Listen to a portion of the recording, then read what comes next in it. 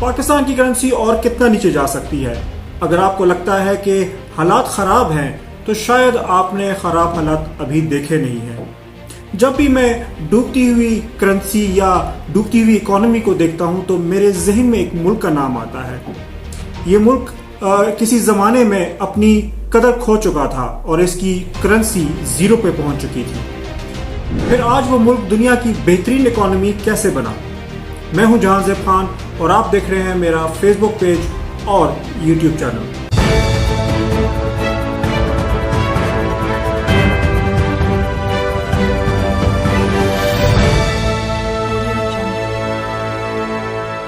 जी नाज़रीन, मैं बात कर रहा हूं जर्मनी की।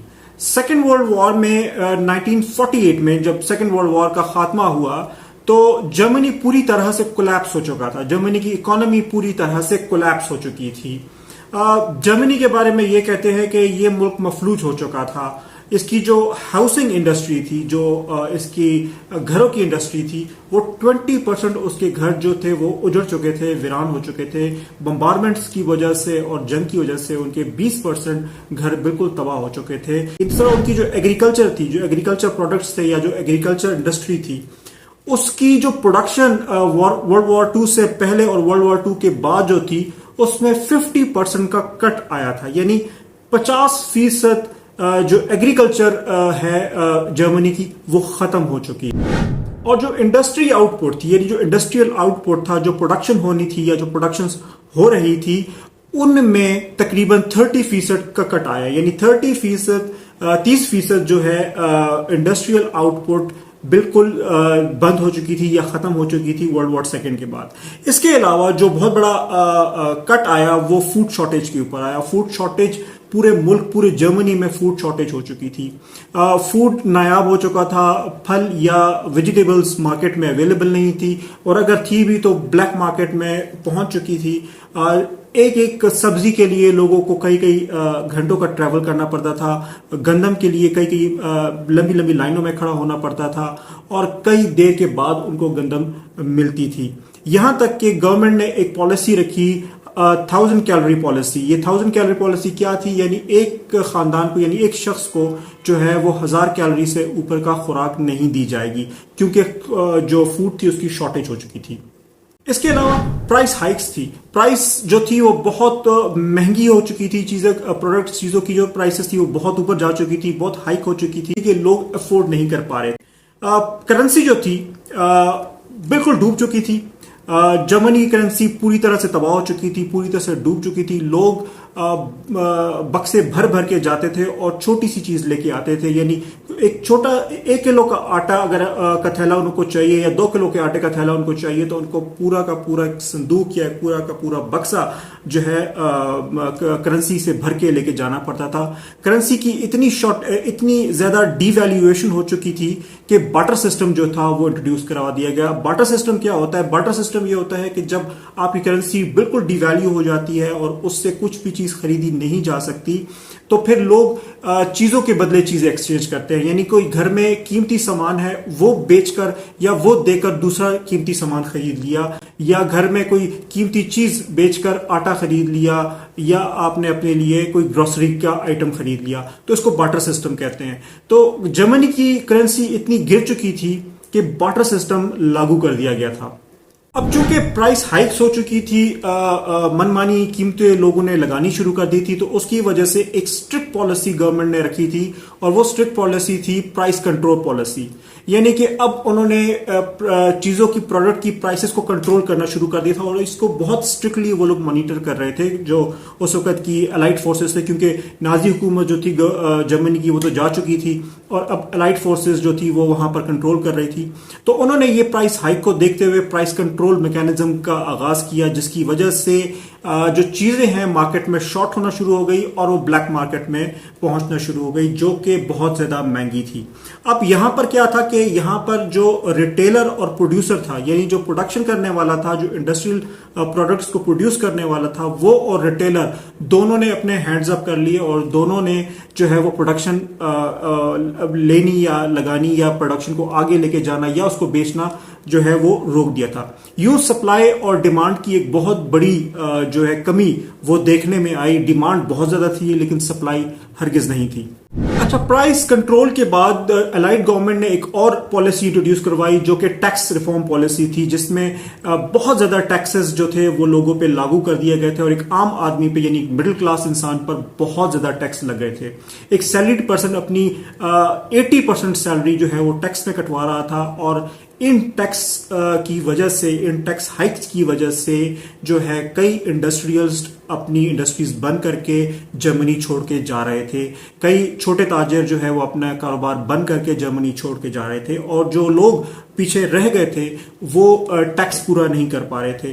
तो प्राइस हाइक को कंट्रोल करने के लिए जो पॉलिसी बनाई गई वो प्राइस कंट्रोल पॉलिसी थी, उसका ब्लो बैक आया। और जो टैक्स एवेजन की पॉलिसी थी, जो टैक्स को कंट्रोल करने की पॉलिसी थी, उसमें आम आदमी पे बहुत जाना शुरू हो गया, जिसका भी ब्लो बैक बाद में आया। लेकिन फिर ऐसा क्या हुआ कि अचानक 10 से 15 साल के अंदर ही ये दुनिया की बेहतरीन इकोनॉमी बन गई। इसका इकोनॉमी रिफॉर्म इतना जबरदस्त हुआ कि कई इकोनॉमिस्ट इसको इकोनॉमी ऑफ मिरेकल भी कहा करते थे या मिरेकल इकोनॉमी भी कहा करते थे। ऐसा क्या हुआ जर्मनी की तारीख में कि सिर्फ 10 से 20 साल के अंदर अंदर जर्मनी दुनिया की बेहतरीन इकोनॉमी में कन्वर्ट हो गया। अच्छा, इसके बहुत सारे फैक्टर्स हैं कि किस तरह जर्मनी ने अपनी गिरती हुई इकोनॉमी और डूबते हुए करेंसी वैल्यूएशन को जो है ऊपर उठाया, किस तरह दोबारा अपने पांव पे खड़ा हुआ और किस तरह एक डूबती हुई इकोनॉमी और गिरती हुई करेंसी को से निकलकर वो दुनिया की बेहतरीन इकोनॉमी बना। बहुत सारे इसमें फैक्टर्स थे जो शामिल थे, मगर उनमें जो सरे फहरिस्त फैक्टर था वो थे जर्मनी के फाइनेंस मिनिस्टर लारविक एयरहार्ट। लारविक एयरहार्ट ने 20 जून 1948 को एक पॉलिसी इंट्रोड्यूस करवाई जिसे न्यू इंटरनल रिफॉर्म पॉलिसी कहा जाता था। ये जो इंटरनल रिफॉर्म पॉलिसी थी, इसको फाइनेंस मिनिस्टर ने संडे के दिन अनाउंस हुई थी और इसकी वजह सिर्फ इतनी थी कि जो अलाइड फोर्सेस थी शायद वो इस पॉलिसी से इनहराफ कर रही थी या वो इस पॉलिसी को सपोर्ट नहीं कर रही थी।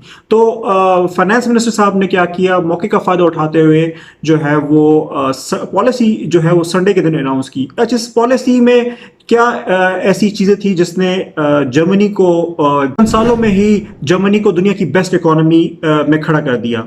उसमें सबसे पहली चीज जो कि फाइनेंस मिनिस्टर साहब ने की वो ये थी न्यू करेंसी, यानी कि अब पुरानी करेंसी खत्म करके उन्होंने नई करेंसी लॉन्च की। नई करेंसी से क्या होता था कि नई करेंसी जब भी लॉन्च होती है तो उससे एक नया कॉन्फिडेंस आता है, एक नई उम्मीद जागती है कि अब एक नई करेंसी आई है, इसकी वैल्यू जो है पिछली करेंसी से बेहतर हो चुकी होगी।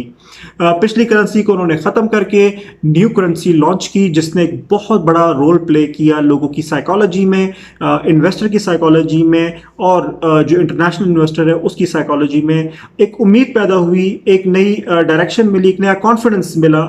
लारविक साहब बेसिकली एक फ्री मार्केट इकोनॉमिक्स थे और फ्री मार्केट इकोनॉमिक्स होने की वजह से उन्हें मार्केट की नर्व्स का पता था। इसलिए उन्होंने दूसरा जो अहम स्टेप लिया इस रिफॉर्म के अंदर वो ये था कि जितने भी प्राइस कंट्रोल और tax control factors allied governments ने लगाए थे उन्होंने वो तमाम खत्म कर दिए, यानी तमाम प्राइस कंट्रोल फैक्टर्स खत्म कर दिए और तमाम टैक्स कंट्रोल फैक्टर्स खत्म कर दिए, यानी तमाम जो रेगुलेशंस थी वो तमाम की तमाम उन्होंने खत्म कर दी। अब यहाँ पर यह सवाल पैदा होता था कि अगर प्राइस कंट्रोल फैक्टर खत्म कर दिया जाए तो जो प्रोडक्शन करने वाले हजरात हैं, जो कि मैन्युफैक्चरर्स हैं, जो कि बिजनेसमैन हैं, वो तो ऑब्वियसली इसका फायदा उठा के हाई प्राइसेस करेंगे। लेकिन चूंकि ऑलरेडी मार्केट ब्लैक मार्केट में कन्वर्ट हो चुकी थी और चीजें हाइप का शिकार हो चुकी थी, तो इस वक्त फ्री मार्केट कॉन्सेप्ट देना जो था वो इंडस्ट्रियलिस्ट के लिए और जो बिजनेसमैन हैं उनके कॉन्फिडेंस को रीगेन करने के लिए बहुत जरूरी था।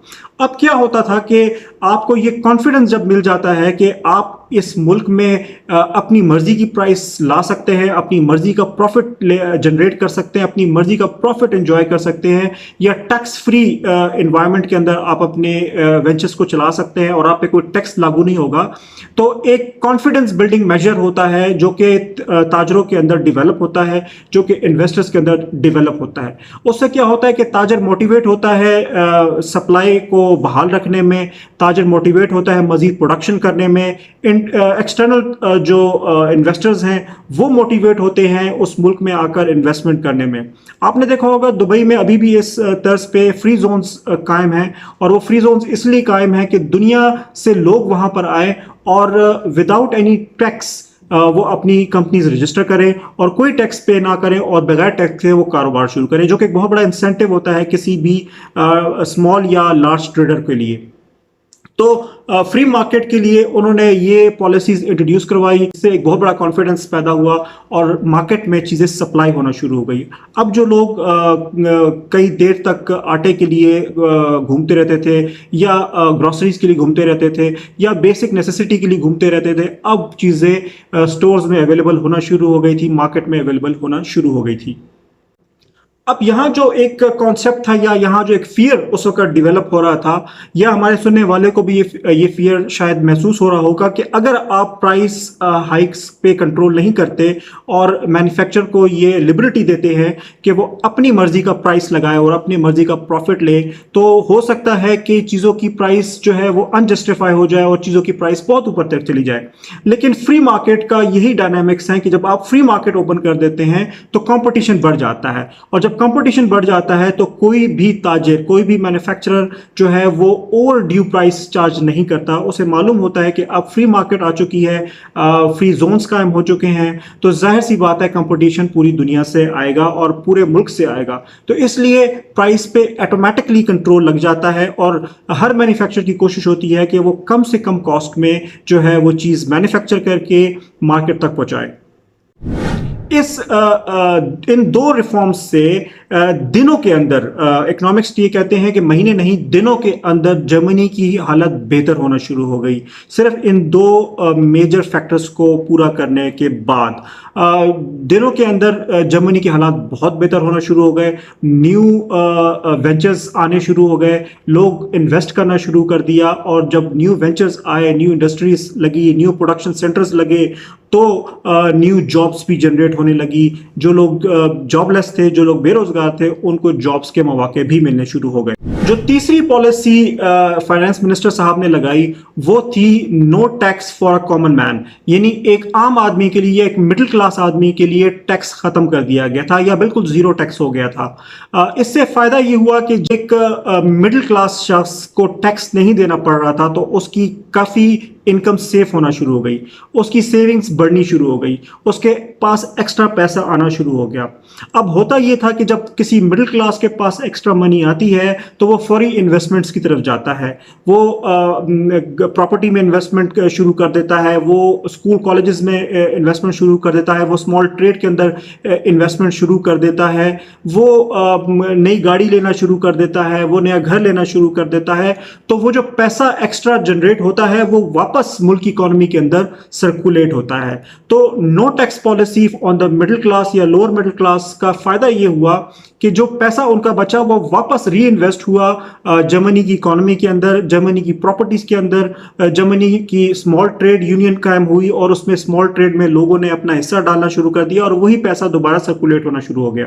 चौथी पॉलिसी जो मुतारिफ करवाई गई फाइनेंस मिनिस्टर की जानिब से वो थी security, internal and external. Obviously जब तक आपको किसी मुल्क में सिक्योरिटी ना मिले आप वहां काम नहीं कर सकते या वहां पर कोई वेंचर या वहां पर कोई इन्वेस्टमेंट नहीं कर सकते। अब अफगानिस्तान में इस वक्त यही सिचुएशन है कि तालिबान हुकूमत की वजह से लोग अफगानिस्तान के अंदर इन्वेस्टमेंट्स नहीं कर रहे और इसकी वजह से अफगान हुकूमत को इस वक्त इन्वेस्टमेंट्स की बहुत बड़ी शॉर्टेज है। तो सिमिलरली ये कॉन्फिडेंस डेवलप करवाया गया, ये कॉन्फिडेंस बिल्डिंग मेजर्स दिए गए कि जर्मनी अब सिक्योर है, इंटरनल भी और एक्सटर्नल भी। एक्सटर्नली जो अलाइड फोर्सेस थी उन्होंने इस बात की गारंटी ली थी कि अब जर्मनी में दोबारा अटैक नहीं होगा, जर्मनी दोबारा जंग का शिकार नहीं होगा। और इंटरनल सिक्योरिटी के लिए उन्होंने पुलिस रिफॉर्म्स करके पुलिस को यह टास्क दे दिया कि अब इंटरनली कहीं पे भी कोई जुर्म नहीं होना चाहिए, किसी किस्म की कोई थेफ्ट, किसी किस्म की कोई रॉबरी नहीं होनी चाहिए, ताकि एक इन्वेस्टर या एक लो इन्वेस्टर या एक हायर इन्वेस्टर जो भी इस मुल्क में आता है उसको ये कॉन्फिडेंस हो कि उसके लिए इंटरनल और एक्सटर्नल सिक्योरिटी मौजूद है। इन चार नकात ने या इन चार पॉइंट्स ने या इन चार पॉलिसीज़ ने रिवाइवल की पूरी जर्मन इकोनॉमी के अंदर। और जर्मनी जो कि बिल्कुल कोलैप्स हो चुका था, जिसकी इकोनॉमी बिल्कुल तबाह हो चुकी थी, जिसकी करेंसी बिल्कुल डीवैल्यू हो चुकी थी, जहां पर लोग मुल्क छोड़ के भाग रहे थे, वही जर्मनी कुछ महीनों के अंदर अपने पाँव पे खड़ा होना शुरू हो गया। और एक बहुत बड़ी इन्वेस्टमेंट जो है वो जर्मनी के अंदर आना शुरू हो गई, जर्मनी के अंदर ही प्रोड्यूस होना शुरू हो गई। जर्मनी को अब बाहर के लोगों से पैसा मांगने की ज़रूरत नहीं थी। जर्मनी को अभी किसी से इमदाद या रोल और पैकेजेस की या कर्ज़ों की मद में पैसे मांगने की ज़रूरत नहीं थी। जर्मनी अब खुद से पैसे प्रोड्यूस करने लगा था। एक और फैक्टर जो इकोनॉमिक्स कहते हैं कि उस वक्त यूएसए ने एक यूएस मार्शल पैकेज इंट्रोड्यूस करवाया था, जो कि उस वक्त $13 बिलियन का था। कहते हैं कि उसकी वजह से भी जर्मनी रिवाइव किया। मगर ऑन दी अदर हैंड ये भी कहा जाता है कि उसमें से बहुत थोड़ा सा हिस्सा जर्मनी के हवाले किया गया, जबकि ज़्यादातर फ्रांस और यूके को उसमें से शेयर मिला। तो इतना बड़ा फर्क नहीं पड़ा जर्मनी को उस मार्शल पैकेज की वजह से। मगर ये जो 4 पॉइंट्स थे जिन्होंने इकोनॉमिकल रिफॉर्म पैदा किए जर्मनी के अंदर, इन्होंने जर्मनी को 20 साल के अंदर दुनिया की बेहतरीन इकोनॉमी में लाके खड़ा कर दिया। अब सवाल ये पैदा होता है कि आज की पाकिस्तान की सूरत हाल में क्या ये 4 निकात हमारे फाइनेंस मिनिस्टर लगा सकते हैं? क्या अगर ऐसा करने से पाकिस्तान भी अगले 10 सालों में, अगले 20 सालों में दुनिया की बेहतरीन इकॉनमी बन सकता है? क्यों नहीं, बिल्कुल बन सकता है। आपका क्या ख्याल है इसके हवाले से? आप अपनी राय कमेंट्स में ज़रूर दीजिएगा। आपकी हर एक राय पाकिस्तान के लिए कंट्रीब्यूट होगी। इस वीडियो को आगे शेयर कीजिएगा ताकि लोगों तक ये पैगाम पहुंचे कि पाकिस्तान अभी इतना पीछे भी नहीं है कि उसकी इकोनॉमी कोलैप्स हो जाए। अभी भी हमारे पास मौका है। इस वीडियो को शेयर कीजिएगा और कमेंट सेक्शन में अपनी राय ज़रूर दीजिएगा। अल्लाह हम सबका हामी और नासिर हो। पाकिस्तान पाइंदाबाद।